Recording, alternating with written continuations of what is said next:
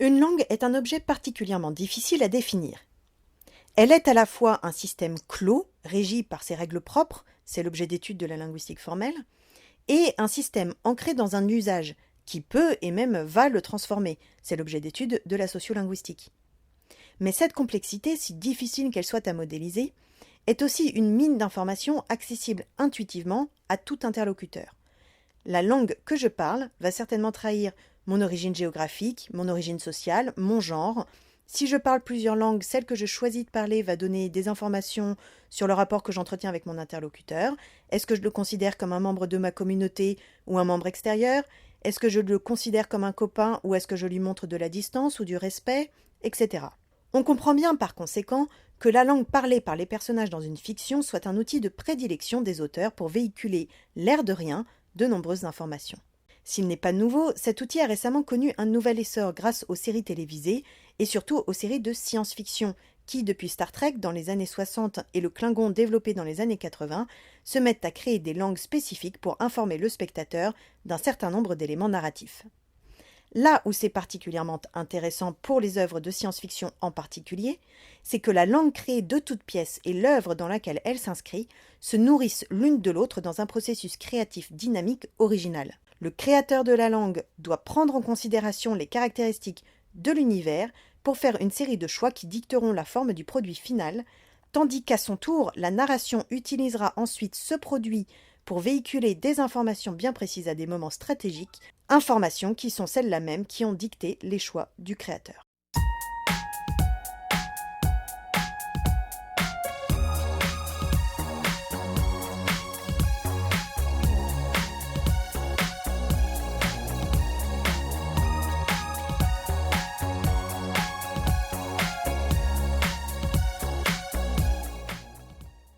La langue des Ceinturiens, les habitants de la ceinture d'astéroïdes dans la série de science-fiction The Expanse, est ce qu'on appelle communément une conlangue, de la contraction de l'anglais Constructed Language, c'est-à-dire une sous-catégorie des langues construites, généralement inventées pour les besoins de la fiction. Celle-ci est l'œuvre du linguiste Nick Farmer et s'appelle langue belta ou Belter Creole en anglais, le créole ceinturien.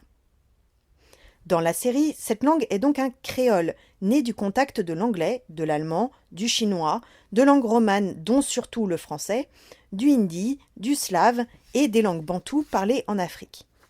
D'ailleurs, on reconnaît assez facilement des mots d'origine anglaise comme belta qui vient de belter, d'origine française comme copain qui vient de copain, etc. Il s'agit donc d'une langue inventée dite a posteriori, c'est-à-dire qu'elle se base sur des langues déjà existantes comme le fait l'espéranto par exemple, au lieu d'avoir été créée a priori, sortie de nulle part, comme l'est le dothraki. Ce choix a évidemment été fait pour répondre aux besoins du scénario. Les locuteurs sont tous issus de la planète Terre et en parlaient donc les langues, surtout les plus répandues. Mais qu'est-ce qu'un créole ? Un créole est un type de langue qui émerge lorsqu'un contact brutal a lieu entre deux ou plusieurs langues. Afin de pouvoir communiquer, les locuteurs des différentes langues mélangent des mots de leur langue et de celles de leurs interlocuteurs. L'espèce de bouillie verbale dans laquelle ils communiquent est alors à ce stade ce qu'on appelle un pidgin. Mais ce pidgin va naturellement se formaliser, se généraliser, jusqu'à devenir la langue dans laquelle tout le monde communique, ce qu'on appelle une langue vernaculaire ou lingua franca, et il va alors commencer à être acquis comme langue maternelle par les bébés qui viennent à naître au sein de cette communauté. Parce qu'il a désormais des locuteurs natifs, le pidgin devient alors une langue à part entière, avec tous les éléments communautaires et culturels qui lui sont attachés, comme à n'importe quelle langue, notamment la variation dialectale. Dans la série, on entend surtout le langue belta de Cérès, mais il est à supposer que ce dernier est différent de celui parlé sur d'autres astéroïdes. Dans la série, le fait que cette langue soit parlée comme langue maternelle par des ceinturiens est riche d'enseignements sur la situation initiale de l'histoire. D'abord, cela nous donne une indication tout simplement temporelle, car laisse supposer, même intuitivement, que la langue est parlée depuis assez longtemps pour être entérinée et partagée par la communauté, mais pas assez pour s'être émancipée de ses racines qu'une oreille aguerrie peut toujours reconnaître. C'est là que cette langue nous donne aussi des indications géopolitiques. Cette émancipation linguistique n'a pas encore abouti parce que la Terre et Mars maintiennent leur emprise politique et surtout économique sur la ceinture. De plus, tous les locuteurs du créole ceinturien semblent être bilingues, car ils passent régulièrement à l'anglais dans la VO ou au français dans la VF pour communiquer. Ceci implique une forme de diglossie dans cette communauté. Or, la diglossie, le fait qu'une société parle deux langues, se caractérise aussi généralement par un statut social différent pour chacune des langues.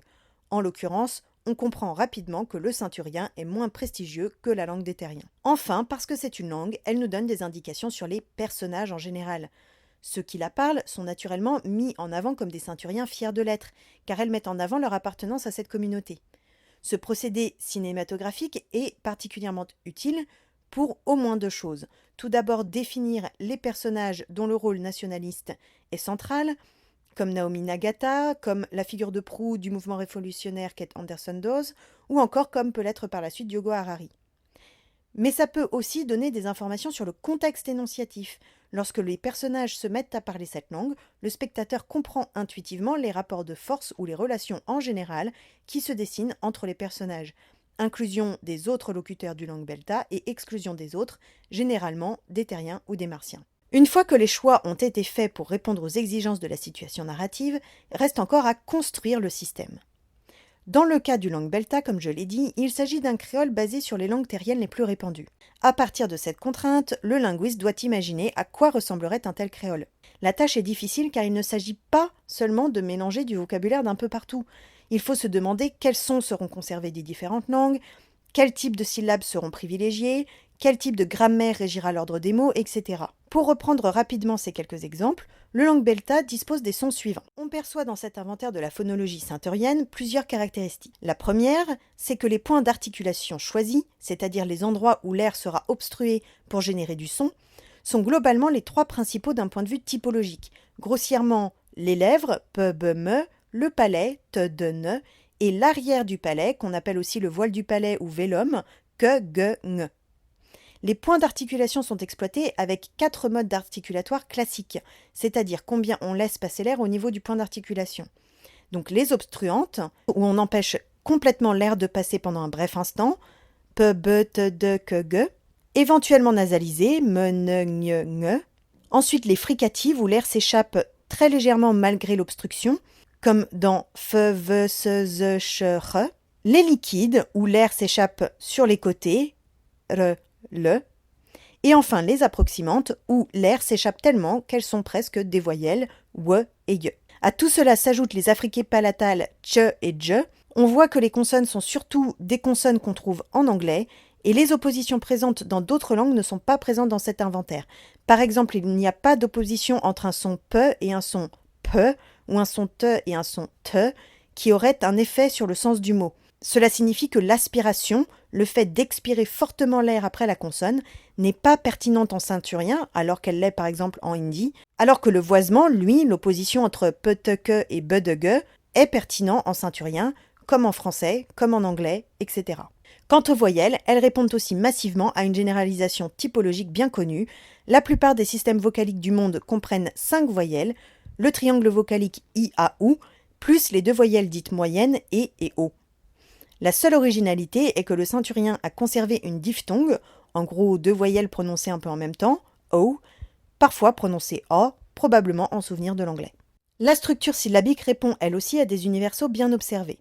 On a en ceinturien des syllabes consonnes plus voyelles, la syllabe universelle en quelque sorte car nécessaire et suffisante dans toutes les langues vocales du monde, puis consonne, voyelle, consonne, et enfin juste voyelle et voyelle-consonne, qui sont les plus marquées car inacceptables dans certaines positions dans le mot, en l'occurrence partout sauf à l'initiale. Quant à la grammaire, on a un ordre des mots non marqués, donc l'ordre des mots normal dans une phrase affirmative, qui ordonne d'abord le sujet, puis le verbe et enfin l'objet, comme en anglais ou en français finalement.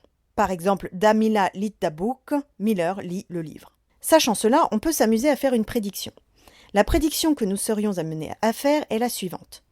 Dans les langues vocales du monde que nous connaissons aujourd'hui, on sait que lorsqu'une langue fait verbe-objet, elle fera aussi préposition-objet. Donc par exemple en français, verbe-objet regarde la femme, puis préposition-objet avec un chapeau. Tandis que lorsqu'une langue met le COD avant le verbe, lorsqu'elle fait objet-verbe, comme c'est le cas en japonais par exemple, onna wo miru, littéralement il, femme regarde, eh bien cette langue mettra aussi l'objet avant la préposition et fera objet, préposition, comme par exemple boshino, littéralement chapeau avec. Comme le ceinturien fait verbe-objet, comme en anglais ou en français, alors on s'attend à ce qu'il mette aussi le nom après la préposition. Et en l'occurrence, c'est bien ce qu'il fait. Pensa ere X, penser à X. Ou X, le nom, est bien après la préposition a ou ere. Enfin, Nick Farmer, le créateur du ceinturien, a non seulement observé les universaux aujourd'hui connus pour créer une langue cohérente avec notre univers, mais il a aussi pensé à l'alimenter de gestes idiomatiques, les gestes que l'on appelle des emblèmes pour ceux qui ont vu notre vidéo sur la gestualité coverbale.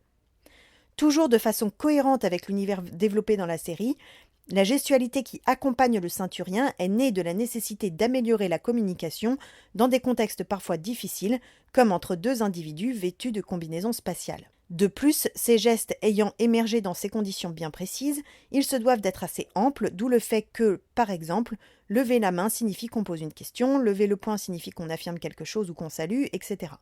Cette analyse, ciblée sur seulement quelques éléments linguistiques, montre bien, je trouve, à quel point le linguiste créateur de conlangue doit allier deux compétences.